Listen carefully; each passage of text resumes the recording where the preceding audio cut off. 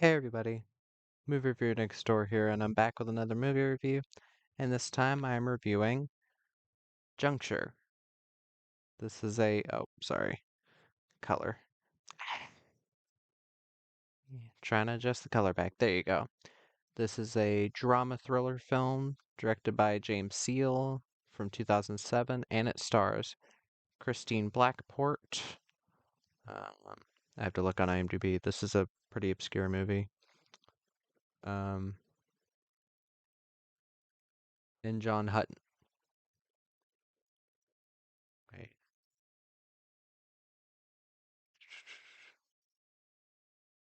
Yeah.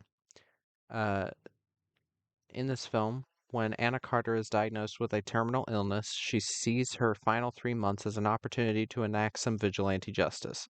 Racing her deteriorating health and trying to stay one step ahead of the police, Carter furiously tracks down vicious criminals whom she feels unjustly eluded jail time. So, what did I think of Juncture? Well, first off, I gotta say, this is possibly the most obscure movie I've ever covered on here. Obscure as in I could not find any that reviews the film. Um, I guess I'm the only one on. There are written reviews online, but I couldn't find a lot of those either.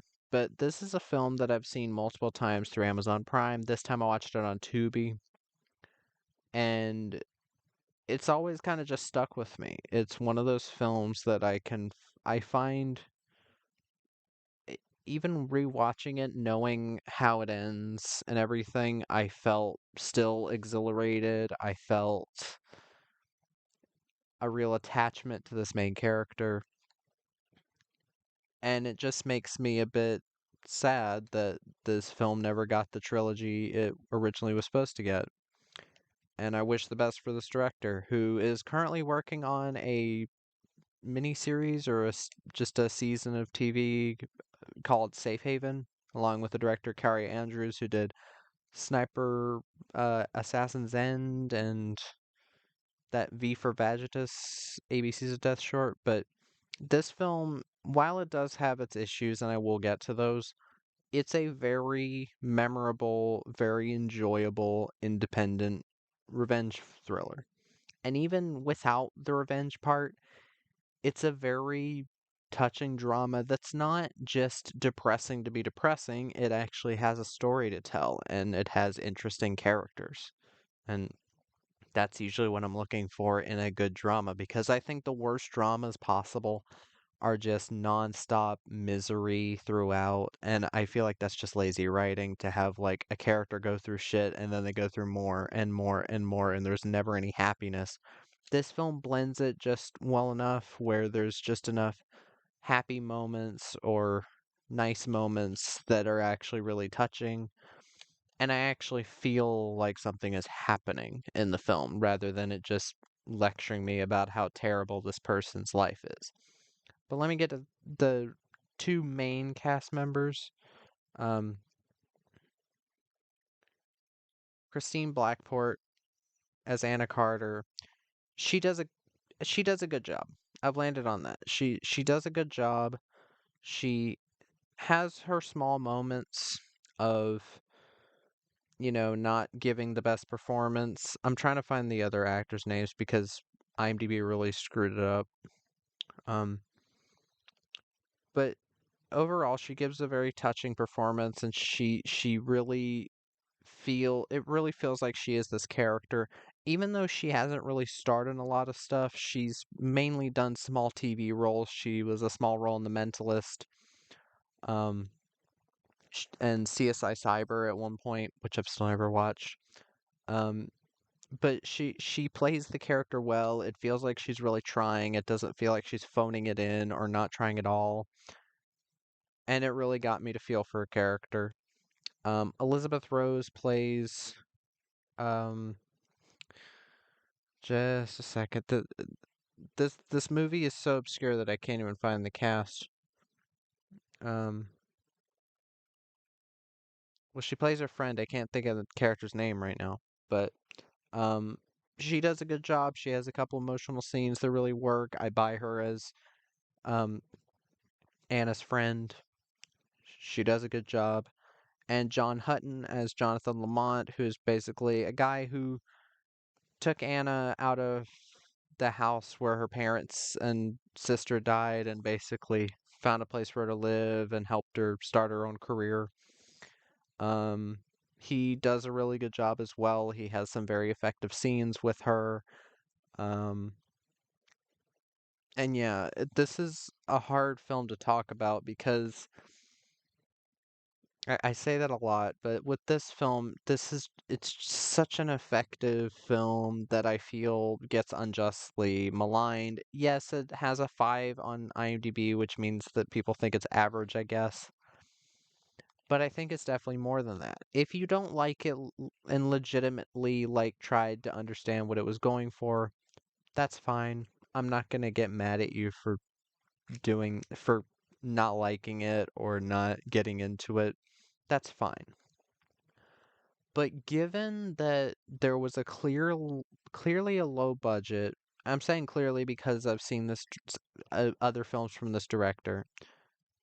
The director was clearly not working with the highest budget, and it feels like he stretched every modicum he could out of this budget because this film looks very professional. There's some very beautiful cinematography. There's that film is edited well. It cuts at a good pace. It is a bit longer than you would expect a film like this to be. It is an hour and 46 minutes, but it never dragged on for me. Even the moments where the camera is kind of a bit slower than usual, it again, it never felt like it was taking too long. Always felt like it was getting to the point. And this film never takes too long to get to the payoff of a certain scene. It does what a lot of revenge thrillers fail to do. And I will say, I want to point out some similarities it seems to have with another revenge film called A Vigilante. Now I'll have to watch that film again to see if I like it as much as this, but I remembered loving that film as well. It does have some very similar points to it. Tragedy in the main character's life caused her to become a vigilante or caused her to get help from a group, and then there's one of the people she ends up getting revenge for is a child who was mistreated in a foster home or in a normal home. There are some similarities here. I'm not saying that A Vigilante stole these. I don't even know if Olivia Wilde or any of the people involved in that film know that Juncture exists. A lot of people don't know this exists. Um, but the best way I can describe this film is a mixture of a methodical revenge drama and a drama uh about how somebody feels in the last months of their life due to an illness. Because that does put a fresh spin on this. There was one review that said takes the formula of Death Wish and puts a fresh twist on it. And I would say that's kind of a good summation, but this film has a very different opinion on revenge than Death Wish did, because Death Wish was a very anti-revenge film. When you watch Death Wish nowadays, you realize that, oh, spoilers for Death Wish, 3, 2, 1, by the end of the first film, he does not get revenge for the death of his wife. He doesn't. And I'm not going to spoil any of the other ones, but basically most of the film, and one of my biggest issues with Death Wish is that he just kind of kills random criminals who had nothing to do with it. You never see the criminals that killed his wife. And I understand some people say like it's an anti-revenge film, and it is like one of the most well-known films having to do with revenge, but I would say that it's not a true revenge film because it doesn't give you the satisfaction of seeing the villains get what they deserve. And I'm not just saying that because I'm conservative or because I believe in revenge or whatever. If I had to, I would get revenge on someone if they ever did something to my family. That's just me. If you believe differently, that's fine. I'm not gonna get mad at you for any of that. We're all people, we all have our own opinions. But in this film, this main character really sees a different side to her terminal illness because, sorry, I'm still a bit sick. She sees it while other people are like, how can you be so calm? You're dying in like 3 months at the most. And how can you just like be so blasé about it? She sees it as I can finally be who I want to be. I can finally make a change in this world. I can finally stop working for this company that while she does she is very thankful to this man for to Lamont for allowing her to work there and all that and help him, which she has. She also kind of sees it as this thing that keeps happening that doesn't really she doesn't see any change happening from it. She thinks that yes, while they are in support of companies to rehabilitate certain people, she sees it as well, can criminals truly be rehabilitated? And this film mainly focuses on the subject of molesters and rapists and people like that, and the subject of can they be rehabilitated or do they need to be just taken out? Because there are many studies that show that people like that, even with rehabilitation, their wires are crossed and they see it as the right thing to do, even though it's clearly not the right thing to do. This film is very thought provoking in that way. Like, yes, it's not trying to. I I would say that this film is pro revenge, definitely, but I don't think it does it in a way that feels like it's lecturing you. There's one scene where she talks about her idealism or ideology, and yes, to some people it can seem like bad acting or bad writing, but to me, I saw it as her venting. She was venting out her frustrations to people that she thought she could trust, and the people thought that she was crazy. And as somebody who's gotten in trouble for voicing his true opinions that, again, no one should be held, it should be treated like they're a terrorist just for their feelings, especially if they're feelings that don't affect anybody other than themselves. And I mean that from the bottom of my heart to anybody who has felt that way, especially as of lately, because it feels like people are trying to read your mind all the time. And the way that that scene goes on, I thought was very telling about people's true intentions. They're like, "Oh, we're with the company." They're like, "We're helping these people. We're doing more than our part." And she's like, "Are we?" And yes, you're not always going to be able to save everybody. You're not always going to be able to do everything that you possibly can. You can't stop all of the crime, but she wants to do what she can before she dies. And it's a very interesting spin on the whole revenge genre. That's why this film is so memorable to me. And it's really irritating that this film has that sequel bait ending and it never got the sequels it was supposed to have. There's not a lot of information on that. I don't know if it was due to funding. I don't know if the actress Christine Blackport just like didn't want to do another film. Who knows? If I ever if James Seal, the director of this film, ever sees this video, I'd be happy to do an interview. I'd love to hear about it. I'd love to talk about your new show. Maybe I'm a little bit too open-minded there, but hey, it'll be cool. I'd have a lot of questions about it. But this film, yes, I did say that there were some issues. One of my main issues would be that the acting does have its moments of, like, for the most part, Christine Blackport does a fine job in this role.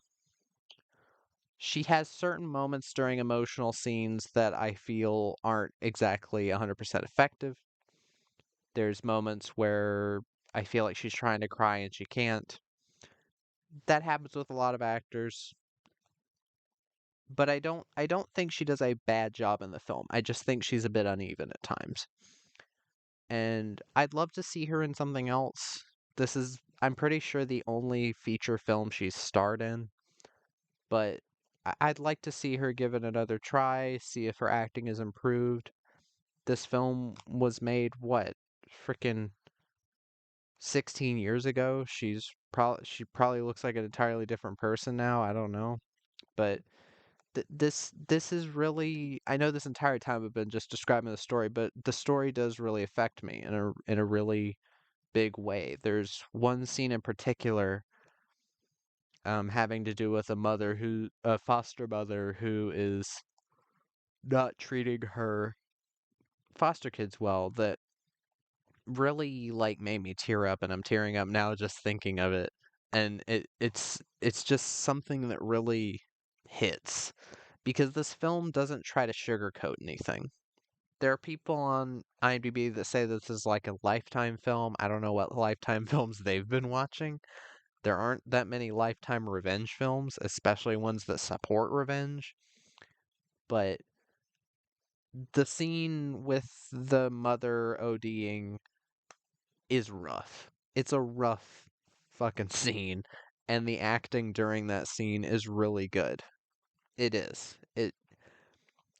I can't think of what scene has the best acting in the film, but this is a film that just really, once you get into it, it grabs you and it doesn't let go in the best way. It really brings you on this roller coaster ride, and you can't get off until it's over. And seeing the things that she now wants to try and all that, and like, now that she knows she's about to die, she's like, okay, I'm going to do all these things I never would have done. This film does a great job of doing that. And yeah, I just hope what I've said so far has encouraged people to watch the film. I've linked it in the description. It's on Tubi for free. Um, and yeah, I hope other people will give this film uh, the credit it deserves. And yeah, that was my review of Juncture. If you've seen the film, comment down below what you thought. If you have any recommendations of films I should watch, let me know down in the description as well. And movie reviewer next door, out.